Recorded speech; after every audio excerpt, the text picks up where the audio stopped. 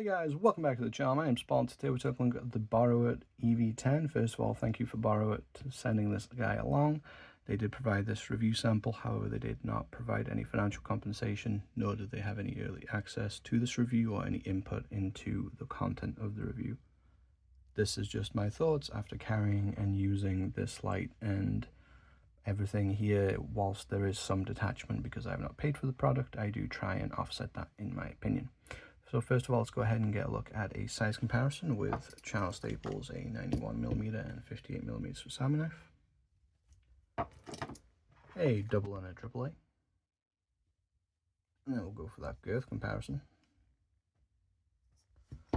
And we've covered Boruit quite a lot on the channel, so let's go ahead and go for some Boruit comparisons. So we have the V15 and the V20. The V30 and the U6, because Boruit like this is kind of like an alphabet soup.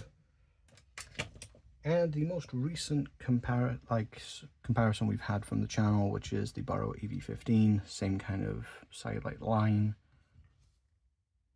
Overall, their sizes are very similar. The EV15 is just a little bit larger, a little bit chunkier.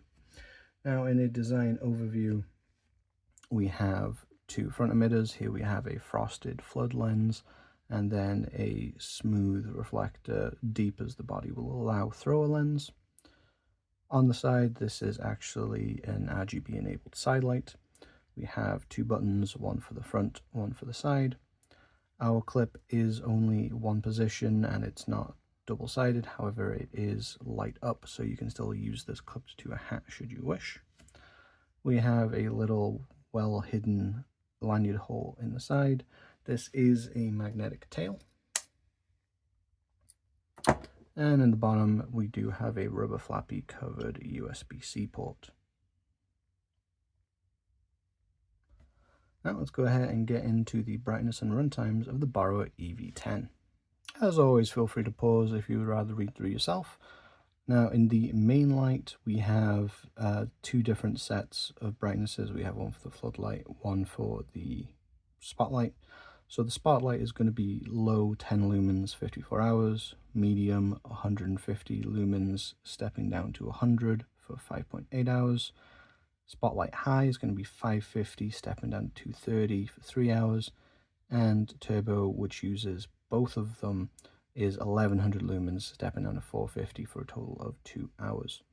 The floodlight is going to be 10 lumens for 54, 550 stepping down to 230 for 5.8, and 550 to 230 for 3 hours total on high. The side lights have a mixture of brightnesses, however they don't actually give any runtime information. With that, let's go ahead and take a look at the UI of the EV10. And again, like classic Boruit, we have two different buttons, one that handles with the front, one that handles with the side or auxiliary lights. So this is going to be a press and hold to turn on situation. And when you turn on, this is going to give you a battery indication. So you can see that this was fully charged. And then once it's turned on, you press to step through. This will actually step through backwards, and it will step through from the flood to the spotlight. So you can see that. So you can see it's stepping down, and then we go into the high of the spotlight, medium, low, and then we'll come back up on the high for the floodlight. Double click to go into turbo mode. Double click from off to go into turbo mode. No, I was right. I just fell prey to one of the cons of this light and some Boruit lights in general, which is switch timing. There you go. Turbo mode. And press and hold to turn off. Now, this does offer strobe, and that is going to be a triple click.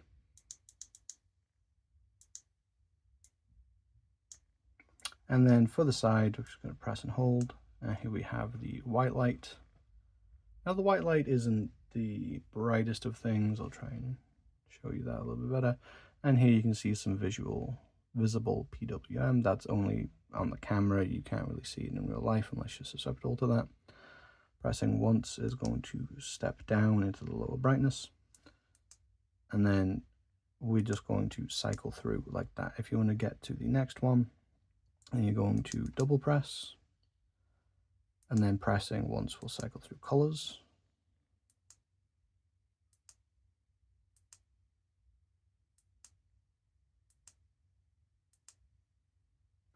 Double pressing again will go through all of the different kind of effects that we have.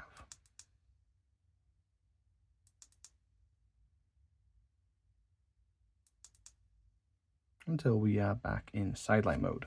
So let's go ahead and get into the pros and cons of the Boruit EV10. First of all, I like the design. The design is actually very reminiscent of something that we coincidentally covered not that long ago on the channel, the SK05 Pro. I don't know if this is definitely the inspiration, however the design cues here are too much for me to not see the similarity. Like, we have the two-tone, we have the black on the back, we have this stepped on the front in the same orientation, and then we also have some features on the Boruit sidelight model which we get on the SK05 that I've wanted in other sidelights that I reviewed, and I've reviewed them from Workhorse, from Sofa, and I think some other brands, that when you turn it on, it's a battery indicator. When you're charging it, it's a battery indicator. Like when you plug this guy in to charge, it's fully charged now, so it won't do it, but you actually get this like charging up, so you can see how charged it is. That's nice. And I'm going to say that this is an homage and that this is okay, because in no world is this competing with this. The price point, the functionality, the build quality, like this, these are just two separate worlds. Like nobody wants this and we're going to buy this and then buys this instead. So I think this homage is okay. However, your opinion might differ on that, and that's okay. I like a lot of what this light does. Like I said, the side light functionality, where we have the charging indicator, the brightness, the battery indicator when you turn it on. Having a spot and a flood makes this a very versatile light, and the beam shots are actually quite nice. Beam shots will be up here for your consideration. The clip works well enough, although the clip does feel like one of the cheaper parts of this, and the overall price is nice. Boruit lights are cheap. Now, however, we have to go into the cons, and unfortunately this is a light that I had a lot of aspiration for, which unfortunately did not come through. First of all, I don't know how well this will turn up on camera. This might be hard to show. There you go. You can kind of see this little mark here. This is a small thing. This isn't about the model in general. This is just the one that I received. It's much more visible in all... Okay, there you go. This is something that has just gotten inside the side light underneath the diffuser during construction. This is a QA issue. It's not great to see, but again, this stuff happens from time to time, and I would feel remiss not pointing it out to you. Now, the overall quality of the side light isn't the best. It's not the brightest when you want it to be, and the quality of the RGB it feels cheap, which it is, so that's okay to some degree. I will say that the brightness when you turn it on, this is too bright in my opinion. It's a little bit, especially when you're using the light in the dark, this is actually a little bit glaring, and if you can actually see it, it does kind of glare in your eyes quite a bit. The two things that really hold me back, because all these things so far are gripes, right? Like a cheap light has cheap RGB, that's fine. Side light not being as bright as ideal, okay, yeah, that's an issue. However, this does have at least variable brightness, which its sibling in the EV15 didn't have. It's also a better tint than the EV15 on the white light on the side. But there are two things that really hold this back and prevent me from being able to recommend it in earnest. And one is the UI is moronic. Boruit UI has always been a little bit of an iffy thing, particularly when after the version 15, where you had the different button timing, and that always, at the very least, threw me off, and I think would throw a lot of people off. But having to step through one light to go to the other emitter is just bad design. Going backwards as well, where you have to go through high to get to the lower modes, is bad design. This could have been done better. This should have been a normal implementation, and instead you have a button sequence, a button press to go from one emitter to the other. Having this smushed together ruins the light. Having it step backwards instead of forwards through brightnesses, I've not seen in Boruit before, and I've not seen in any light of repute. This is typically a thing that you get in really low quality lights, actually. And then the other thing that really grinds my gears about this, and we've seen this on Boruit before, this USB-C port is so recessed that it's very hard to fit a USB-C in there. The one that comes with it in the box works. Some of the ones I own work. Most of them don't.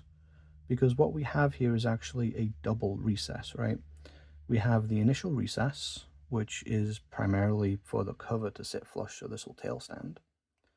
And then we have another recess for the USB-C itself to actually go in.